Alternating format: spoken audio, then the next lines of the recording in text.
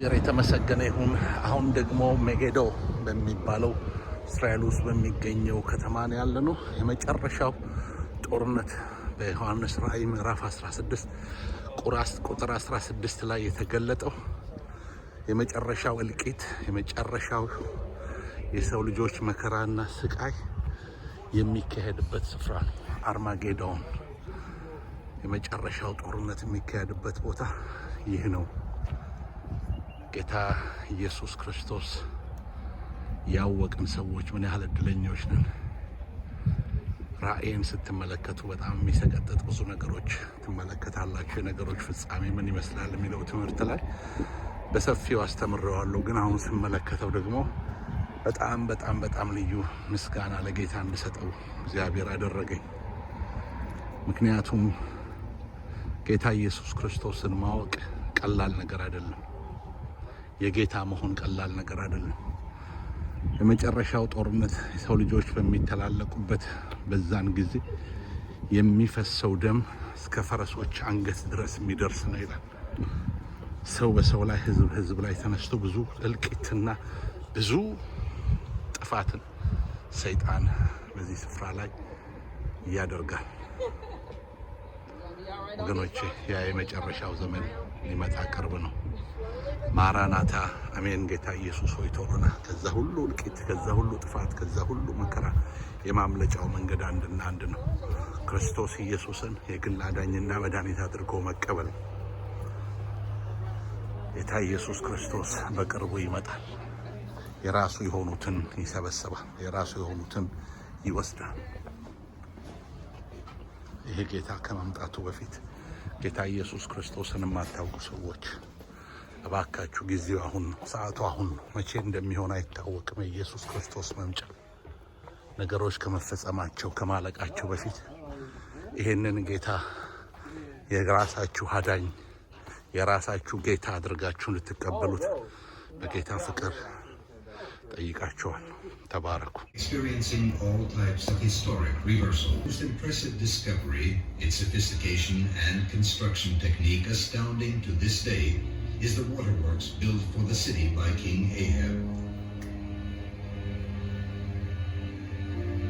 The city had a real problem.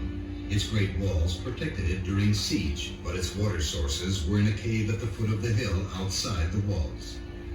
How would they get drinking water while the enemy besieged the city? The solution was obtained by means of complicated but effective technology. Inside the city, a shaft was dug. From its bottom, a horizontal tunnel 30 meters long was excavated in the direction of the spring and at the same height.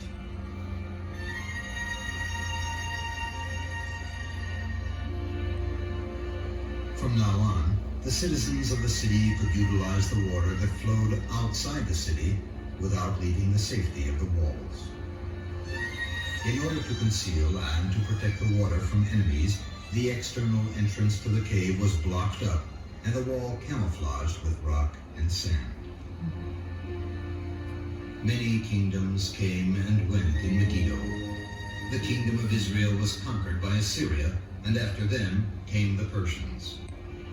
In the 4th century BCE, Megiddo was abandoned and never resettled.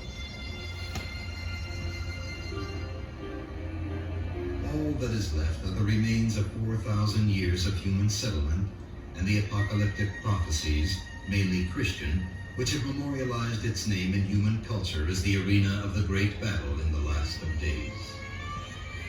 That is why the historic meeting between the President of Israel and Pope Paul VI took place in 1964 here at Megiddo, known as Armageddon.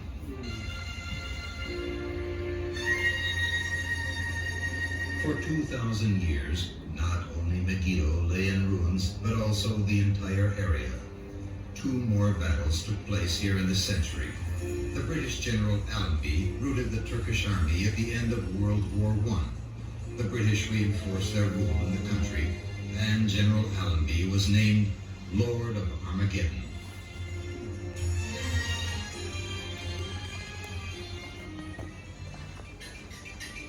"100 years ago, the valley surrounding the city, called the Jezreel Valley, was brought back to life when Jewish pioneers returned to revive the land. They built cities and kibbutzim round the remains of the past. During Israel's War of Independence in 1948, more battles took place here which ended with the defeat of the Arab forces.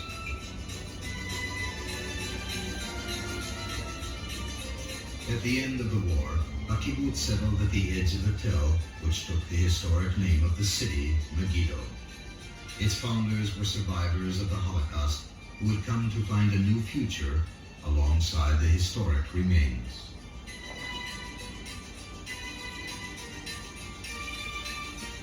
In the vicinity of the Tell, there are other interesting sites to visit, all under the auspices of the National Parks Authority, which is also responsible for Tell Megiddo. Beit Sha'arim and its archaeological discoveries,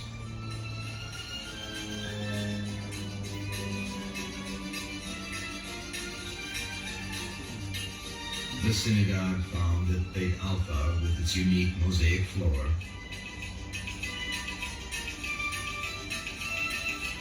the antiquities at Beit Sha'an now being excavated,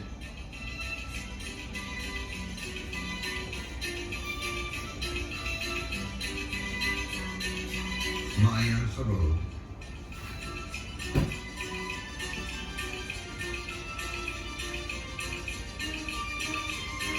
and Gan HaShlosha.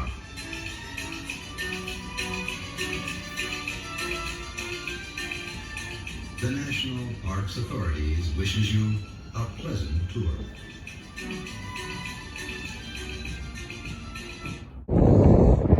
በዮሐንስ ራእይ ምዕራፍ 16 ላይ ከቁጥር 8 ጀምሮ የእግዚአብሔር ቃል ሲናገር አራተኛውም ጽዋውን በፀሐይ ላይ አፈሰሰ፣ ሰዎችንም በእሳት ልታቃጥል ተሰጣት፣ ሰዎችም በታላቅ ትኩሳት ተቃጠሉ። በእነዚህም መቅሰፍቶች ላይ ስልጣን ያለውን እግዚአብሔርን ስም ተሳደቡ፣ ክብርንም እንዲሰጡት ንስሐ አልገቡም። አምስተኛውም ጽዋውን በአውሬው ዙፋን ላይ አፈሰሰ፣ መንግስቱም ጨለማ ሆነች፣ ከስቃይም የተነሳ በራሶቻቸውን ያኝኩ፣ ከስቃቸውና ከቁስላቸው የተነሳ የሰማይን አምላክ ተሳደቡ፣ ከስራቸው ንስሐ አልገቡም። ስድስተኛውም ጽዋ በታላቅ ወንዝ በኤፍራጥስ ላይ አፈሰሰ፣ ከፀሐይ መውጫ ለሚመጡ ነገስታት መንገድ እንዲሰናዳላቸው ውሃው ደረቀ።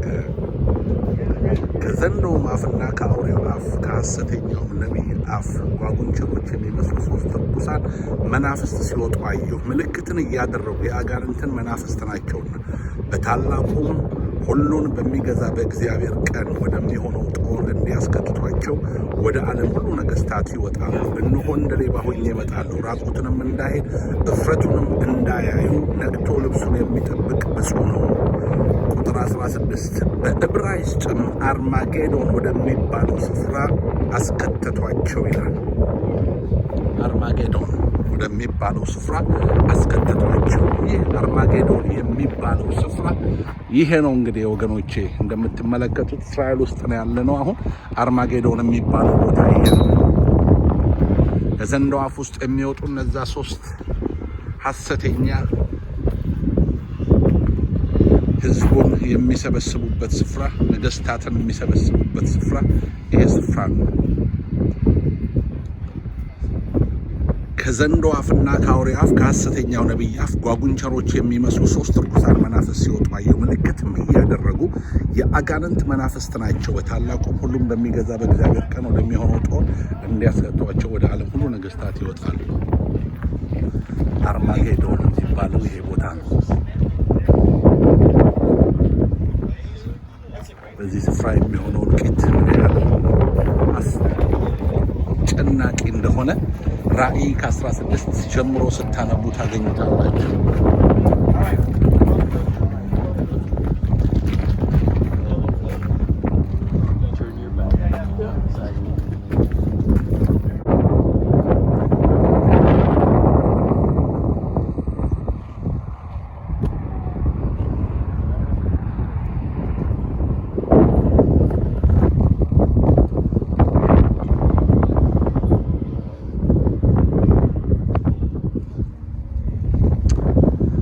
አርማጌዶን የመጨረሻው ጦርነት የሚካሄድበት የመጨረሻው እልቂት የሚካሄድበት ቦታ ይህንን ይመስላል። ከለዳውያን በዚህ አካባቢ ጣዖታትን ሰርተው መልኩ እንደነበረ ያስጎበኘን ሰው ነግሮናል። ይሄኛው አካባቢያቸው ነበረ። እዚህ አካባቢ ሆነው ነበር ጣዖታትን ይሰው የነበረው። እንዲሁም ልጆቻቸውን ሁሉ በእሳት ውስጥ እያሳለፉ ለሞሎክ መስዋዕት አድርገው ያቀርቡበት የነበረ ቦታ ነው። እዚህ ጋር ነው እንግዲህ የመጨረሻው ጦርነት እንዲካሄድ ነገስታት ሁሉ የሚሰበሰቡትና ብዙ እልቂት የሚካሄድበት ይሄ ነው። ራእይ ምዕራፍ 16 ጀምሮ ያለውን ክፍል ስናነብ ዋናውንም ሀሳብ እናገኘዋለን።